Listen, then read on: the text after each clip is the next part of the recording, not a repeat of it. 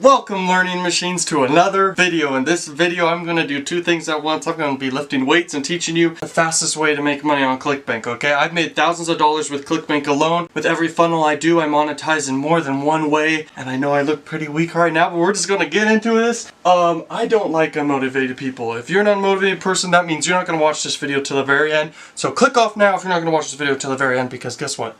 This is the fastest way you can make money on ClickBank, okay? And I've made thousands of dollars. I'm going to teach you right now what to do if you have like no money and you want to make a lot of money quick, okay? I hope my face is in the frame here, and I'm getting very tired because I've been lifting weights like all day.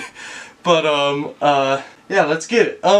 So one of the fastest ways to actually make money on ClickBank is a viral video in a selected niche and then promoting a ClickBank offer. That's one of the best ways because you're going viral, okay? How you do that is you make a very, very good content that niche would like. That's like the key. I'm getting very tired. Oh my god. Next would be a trend. Definitely a trend. So you can go on Google Trends for your niche and you can look for the most popular topic or keyword for that niche. And you can do it right then and there. And